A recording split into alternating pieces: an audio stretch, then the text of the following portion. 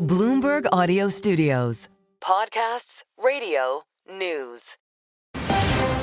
You're listening to the Bloomberg Balance of Power podcast. Catch us live weekdays at noon and 5 p.m. Eastern on Apple CarPlay and Android Auto with the Bloomberg Business app. Listen on demand wherever you get your podcasts or watch us live on YouTube.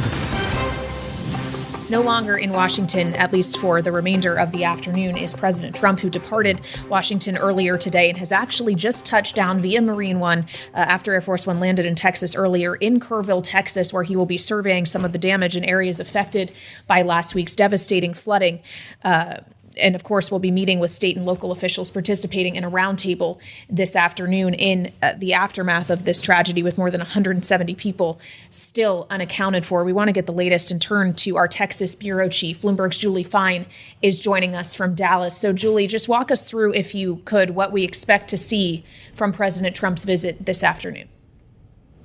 Well, you already saw him with the governor, with the senators, clearly trying to show unity in this situation. Now he'll sit down with a roundtable and he's going to get a briefing, and he's really going to learn firsthand. I mean, he's gotten the briefings at the White House. He's gotten the briefings from FEMA. He's gotten all these briefings, but he's going to really sit down and get a real look into what's happening in Texas and what's going to happen for a long time forward. This cleanup should take a very, very long time. A disaster declaration was declared for several surrounding counties today as well. He's going to really see the work ahead. Then he will go and actually tour the damaged site, which, you know, the media's been through now. You've seen it from the air as well. It's devastating. You will see cabins. You will see really debris that a human being is very hard to fathom. So that's what's ahead today.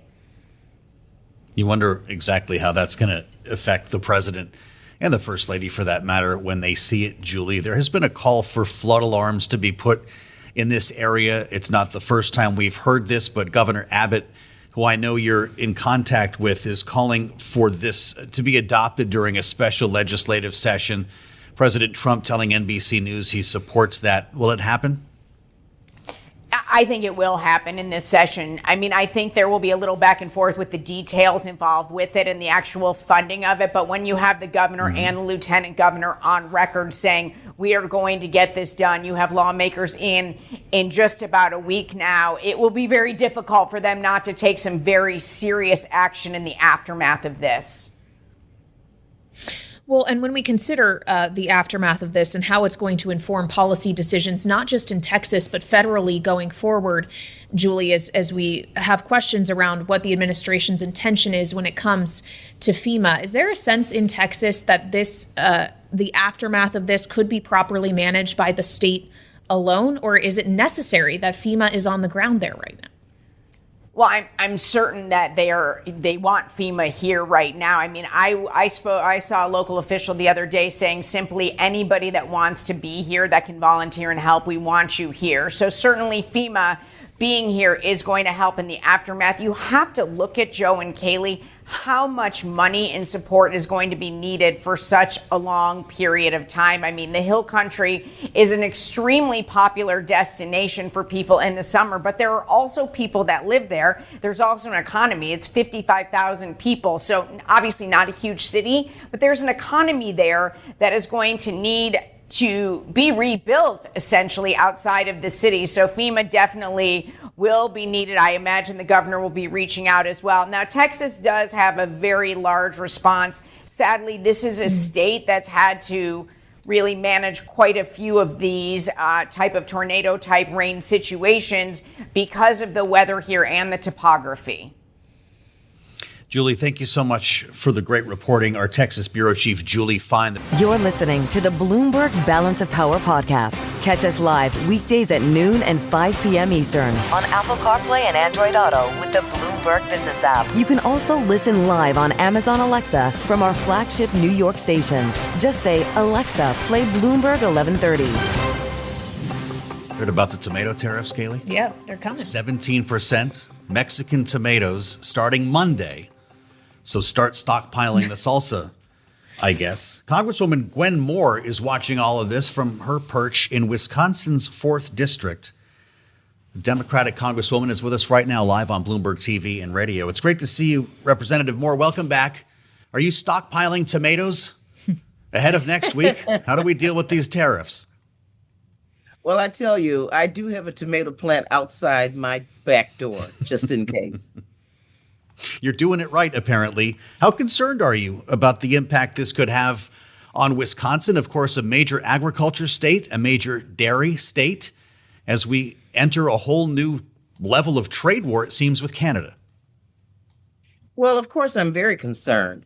Years ago, I asked my youngest granddaughter where food came from, and she said, pick and save.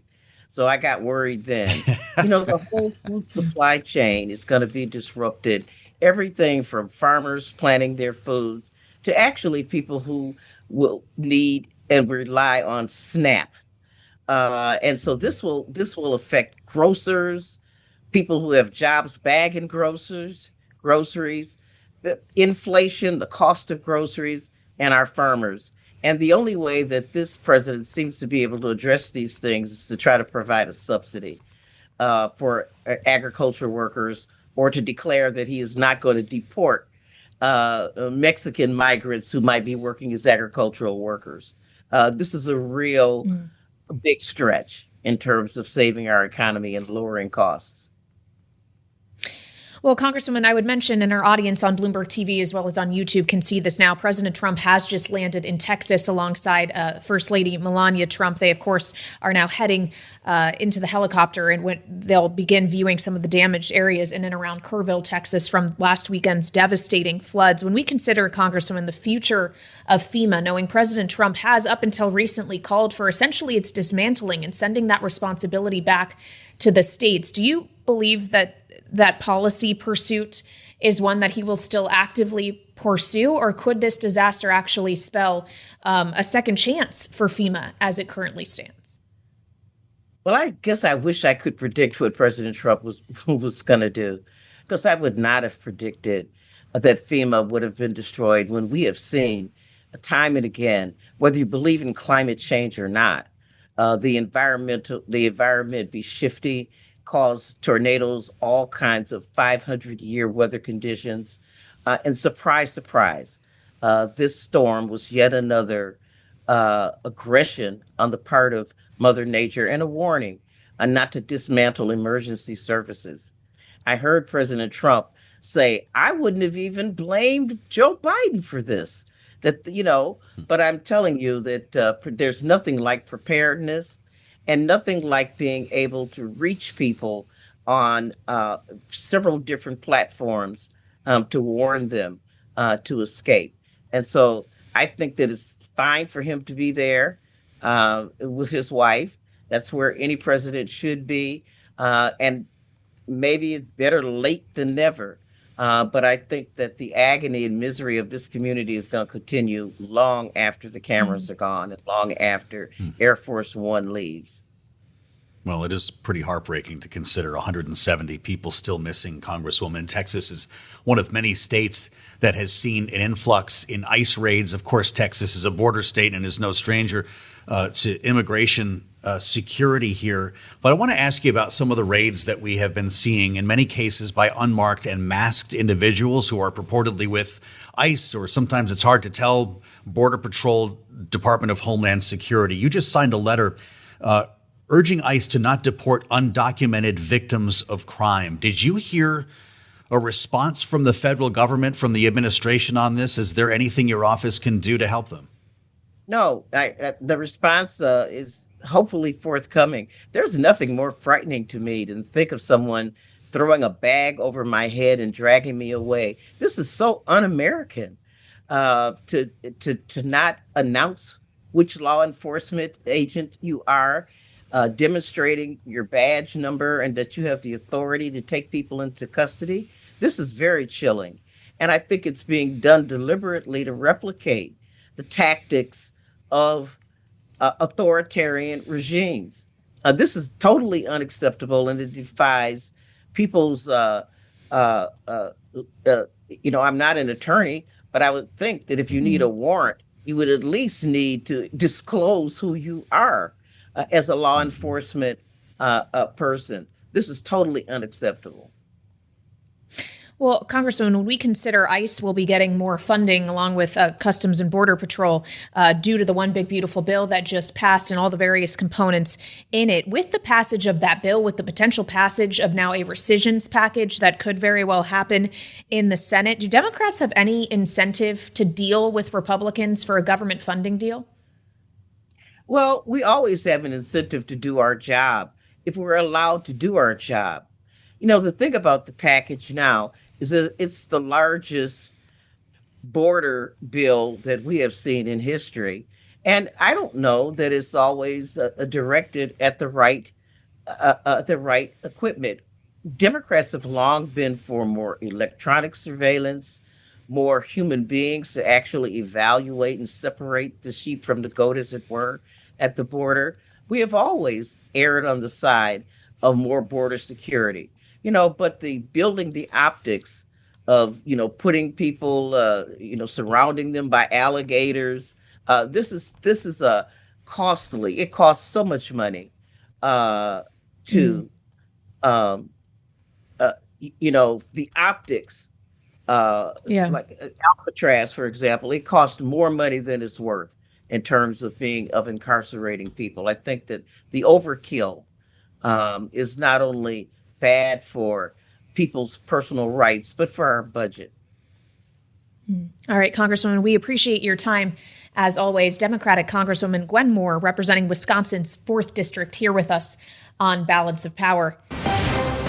You're listening to the Bloomberg Balance of Power podcast. Catch us live weekdays at noon and 5 p.m. Eastern on Apple CarPlay and Android Auto with the Bloomberg Business app. Listen on demand wherever you get your podcasts or watch us live on YouTube. We also wanted to focus on a subject area the president actually spoke about with reporters before departing Washington for Texas. He was talking about immigration, Joe. And a direct quote from the president in his remarks this morning: "We're getting the criminals out, and we're getting them out fast." Now, as we know, a lot of the people who have been arrested as part of these efforts in the administration to arrest and deport people do not necessarily have criminal records. And also their means at getting to these people have frequently been to raid workplaces. That's true. And this has been a byproduct of Stephen Miller's urging of ICE and immigration officials to increase the number of detentions per week, per month, that are still running below what we saw in the Biden and Obama administrations. There was a big raid yesterday, Kaylee, California, in which tear gas was sprayed at protesters. They were going after a cannabis grow facility, I guess, in Southern California. Footage taken that we've taken a look at show them executing criminal search warrants. They say they got 10 juveniles, 8 of them unaccompanied, found at one of the facilities raided, that all of them were in the country illegally.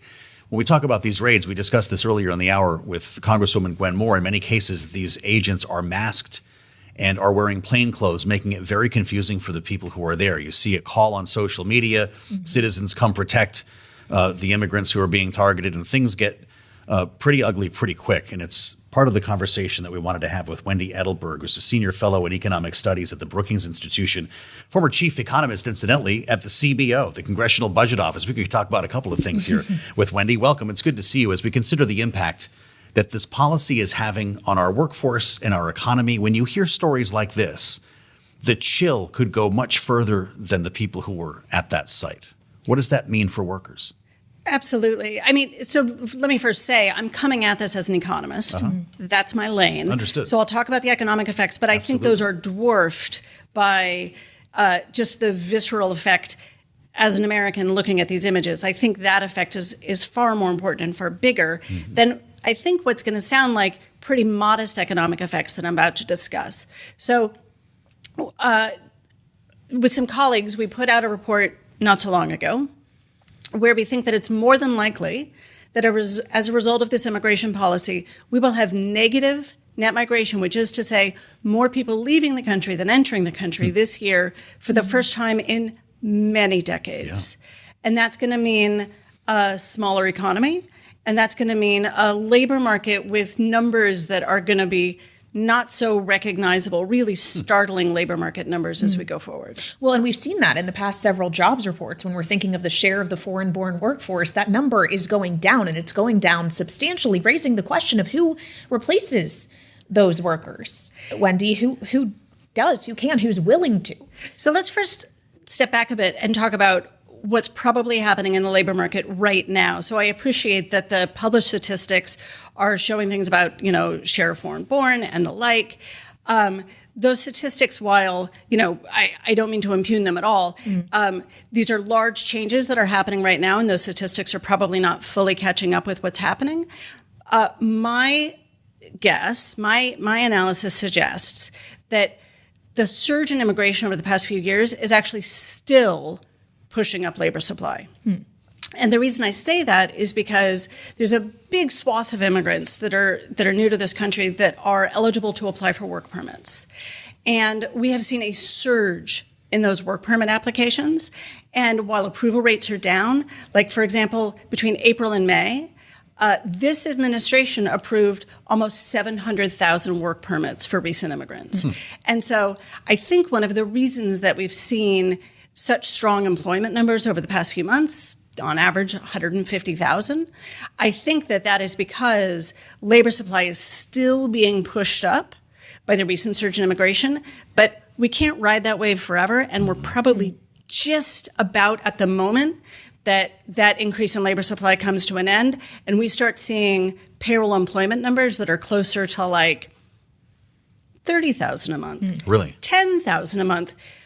In a year or so, we could start seeing payroll employment numbers that are negative, and that will be like a healthy, sustainable, full employment labor market, just with declining labor supply and so declining employment. So what does that mean for participation and the unemployment rate? So there's going to be some near-term gyrations. A year from now, though, to your point, if we're in a negative growth on payrolls, what's the rest of the job market look like? So I think the rest of this is going to be the cognitive dissonance, the thing that's going to be really hard about understanding the labor market that this policy has created. It could well be that we have a healthy labor market, an unemployment rate that starts with a 4. Starts with a 4. Starts with a 4. It could be a nice, healthy labor market, but just we have a shrinking labor supply, and that just means shrinking employment. There are other economies. Are wages through the roof in that world? For a time, I think that there will be near-term gyrations. We're going to see stronger wage growth in some occupations, stronger wage growth in the agricultural sector, stronger wage growth for home health workers. But I think other parts of the economy, and particularly some cities, some areas, are actually going to see big reductions in consumer demand. We're already seeing this in some areas where we're seeing, big raids on immigrant communities. And businesses there are complaining that they're seeing much less demand for their products. Those businesses are going to lower their prices. They're going to lay off workers, and you're going to have deflationary effects. Wow. I want to focus on the labor supply issue you're referring to, because we know there are people on the sidelines in this. That's why we don't have a full labor market participation. The Ag Secretary, Brooke Rollins, suggested in an interview this week that if you take the agricultural sector, for example, and the workforce that may be lost by migrants, that there are people who could replace those workers, people who need to work in order to be eligible for Medicaid. Do you expect that actually is a dynamic that will take place, that kind of changes to how you're able to access Medicaid could bring people off the sidelines? So it's the theory of the case. I mean, I'll say there's a lot of economic analysis that suggests that if you make people poor enough and desperate enough, they will work. So I get it. If we decimate the safety net, we will increase labor supply. I don't know that it will happen nearly enough to replace the, hundreds of thousands of immigrants that we're talking about no longer being in this country or not coming. And I'll also say one of the reasons why I'm skeptical that this will be a huge effect is that the labor market has been quite strong for some time. And it has been a pretty good time to get a job. And we've seen stronger labor force participation among some groups, but not those groups have actually largely been women who have increased their labor force participation rates. There's some excellent work coming out of the Hamilton Project at Brookings showing that labor force participation among women has been particularly strong. Even this strong labor market has not been enough to get these prime age men off the sidelines. So I'm not sure that incrementally stronger wage growth is going to have some cataclysmic effect. But yes, if you make people desperate enough, they will work. All right, Wendy, really great to have you. Appreciate the conversation. Wendy Edelberg, Senior Fellow in Economic Studies at the Brookings Institution and former Chief Economist at the Congressional Budget Office here with us in Washington. Much appreciate the time. You're listening to the Bloomberg Balance of Power podcast. Catch us live weekdays at noon and 5 p.m. Eastern on Apple CarPlay and Android Auto with the Bloomberg Business app. You can also listen live on Amazon Alexa from our flagship New York station. Just say, Alexa, play Bloomberg 1130. Are you going to see the new Superman movie this weekend? Everybody is all excited about Superman, right? The dog, Crypto. The latest take on this iconic brand. Yeah, DC Comics, but a different wrinkle now. James Gunn, the Marvel guy, is making it. It's supposed to be a more up-to-date, inspiring, optimistic take on the old tale. Guys like me who grew up with Christopher Reeves are supposed to love this stuff. As you can see on YouTube, the White House, well, I guess has its own version of Superman. Donald Trump in the full outfit, as you can see, taking off into the heavens. I'm going to sort of walk you back here a little bit because James Gunn's been doing a lot of press, as I read in what is the best story on the terminal today by the great Jason Bailey. The headline, Superman immigrant backlash is comically misguided. James Gunn said a couple of things in some of the media interviews he's been doing. Superman, he said, is the story of America. He told the London Times, quote, an immigrant that came from other places and populated the country, unquote. Populated the country. This has created this big woke backlash against the Superman movie because, well, nothing is simple anymore. Big expose on Fox News. It's set social media on fire from the far right rage machine, in Jason's words. Hence the post on social media today from the White House. We see that again. President Trump as Superman. Look at him taking off. He doesn't like dogs, though, so I guess there's no Crypto. Of course, Donald Trump has a history of this. He's been dressing up as a lot of different things in social media. Remember when he showed up as Rocky just a couple of years ago? Well, that was 2019. Looks pretty good with the belt, I have to admit.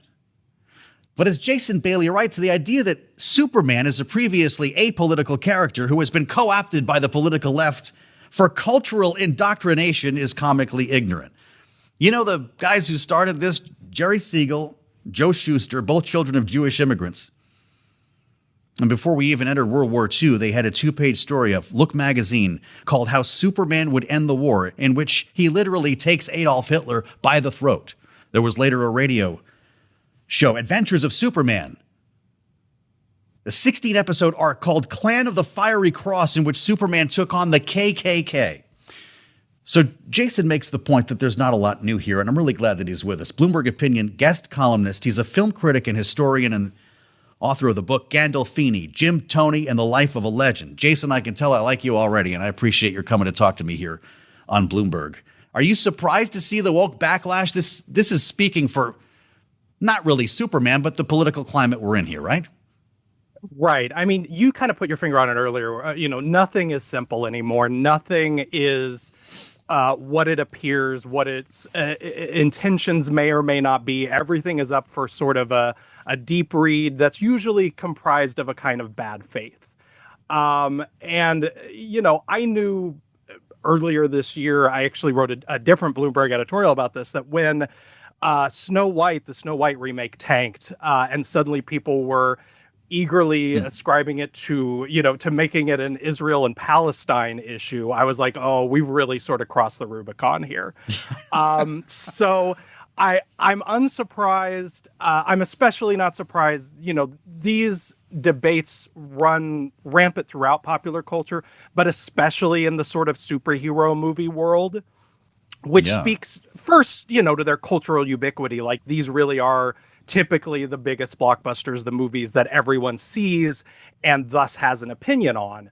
But they are also typically loaded for these kinds of readings for a lot of the reasons that we're seeing with the Superman controversy. So you're a film critic. You understand the business of Hollywood, and you don't seem in your column to feel that this is going to hurt box office receipts for this movie. So are people just talking out of their hats and then going to see the movie? How does that come together? I mean, I think it's very easy to sort of overestimate the effect that a small number of extremely loud voices can have.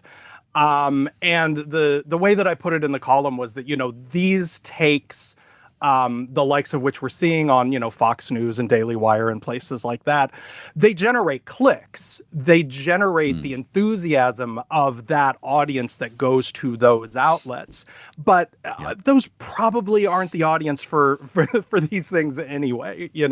The best sort of example that I've found was recalling the hullabaloo from a lot of the same people over Barbie a couple of years back. And the sort of what were in that case much more explicitly stated themes of feminism and diversity and that sort of thing. And people like Ben Shapiro are saying nobody's going to go see this movie, and then it literally breaks box office records. And then someone posted today.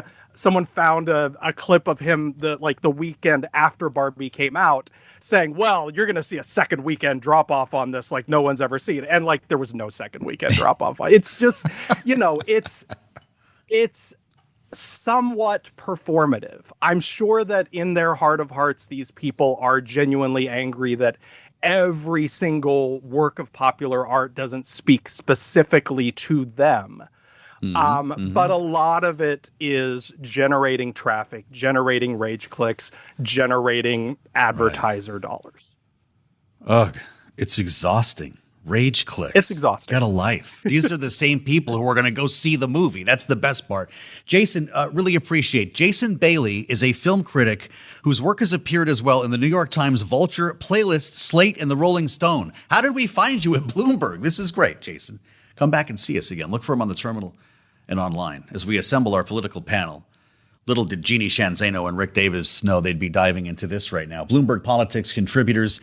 Jeannie, Senior Democracy Fellow with the Center for the Study of the Presidency and Congress. Rick is Republican strategist partner at Stone Court Capital. And we'll get to the tariffs and the other policy coming up in our second hour, guys. But how about Superman and crypto here? Jeannie, what do you make of the woke outrage over this movie? To read you one tweet or X that I saw, Joe, because it encapsulates it. Somebody said that Superman wasn't an illegal immigrant. He was an unaccompanied refugee minor because he was immediately adopted, even though he was born in Kryptonian. So people are really going to town on this, the level of detail. We're seeing a lot of MAGA backlash, and it's not just against this movie. From a policy perspective, we're seeing it against the Port Agriculture Secretary, Brooke Rollins, and the president for considering even amnesty for migrant workers. And so it's, they take the promises the president made very seriously, and they are pushing back at any attempt either by him or apparently filmmakers to tell a different story or pursue a different policy. And I would say, though, that the Superman filmmakers are very much in keeping with public opinion polls, which show that people in the United States, at least, are largely supportive of immigration. And this pushback that we're seeing is very much in the minority. Rick Davis, I'm guessing you were a Christopher Reeves Superman guy. Is this ridiculous, or does this actually tell us something that we can't put a Superman movie on the screen in this country without having a debate over immigration? Yeah, first of all, I'm a big fan of superheroes. I think they teach moral lessons. I love the fact that Hollywood invests in these things, and let the chips fall on all these social media accounts for people who don't have enough time to do anything but comment, or what is the term? Rage clicks. Love it. I'm going to use that all day today. Look, get over it. I do think what's really interesting to me is how Trump does such an enormously good job of appropriating these things. I mean, how many Bitcoins are going to get, or meme coins are going to get now minted with his image as Superman on them that, get put out there in the public market? I mean, like, it's amazing how flexible this administration has been, either as a campaign or in government, to jump on these things in a moment's notice and put the president's image to work on them, to appropriate whatever positive and frankly, push back on whatever negative that they can get. I mean, it is an administration light on their feet. Jeannie, did you see Donald Trump in the Superman outfit taking off? Is that working for you? What's the message from the White House? I just want to be serious for 1 minute. That's the official White House account. Put that photograph up. What are we supposed to take from that? It is the same White House that also put up a picture of him as the Pope. So I don't think anything surprises us anymore. They are staying relevant. They are staying on message. They want to consistently talk about Donald Trump as Superman or as the ruler of the world. And they want to use these moments to change the narrative. And so they are trying to do that. It's, not my cup of tea. I wish we didn't have that, but we are in I don't know what you call it, political tainment or something era. And so this is what leaders and presidents around the world are doing. And Donald Trump is the leader of this movement, which I wish we could pull back from a little bit, but I'm in the minority, I guess. Rick, you see all the crazy AI stuff. Donald Trump looks like a bodybuilder. He's shooting guns. He's doing all kinds of crazy things. And sometimes he is dressed like a superhero. What does it tell you, though, when it's coming from the official White House account? This isn't fan art we're talking about here. It came from the actual administration. Yeah, no, I think it's the blurring of, sort of government and the web. I mean, he has so many creators out there creating these kinds of content, whether they're in government or outside of government, whether they're Trump supporters or just people out there having a good time. And yet he doesn't blink when it comes to taking an image that he thinks is flattering to him and adopting it as his own. And he's done it throughout his career, right? I mean, he's the one guy we know who actually dummied up a Time magazine cover and put it up in his office. I mean, like, he believes that an image is worth 1,000, maybe 10,000 words, and he has always done an exceptional job of appropriation in that regard. Well, I never thought we'd be having this abstract conversation with Rick Davis and Jeannie Shanzano, but that is how good they are. They're going to be back in our second hour here, of course, our signature panel on balance of power, as we consider the words of Jor-El to his young son, Superman. Live as one of them, he said, Kal-El, to discover where your strength and your power are needed, but always hold in your heart the pride of your special heritage. You can just imagine the antennas going up. They can be a great people, he said, Kal-El, if they wish to be. Thanks for listening to the Balance of Power podcast. Make sure to subscribe if you haven't already at Apple, Spotify, or wherever you get your podcasts. And you can find us live every weekday from Washington, D.C. at noontime Eastern at Bloomberg.com.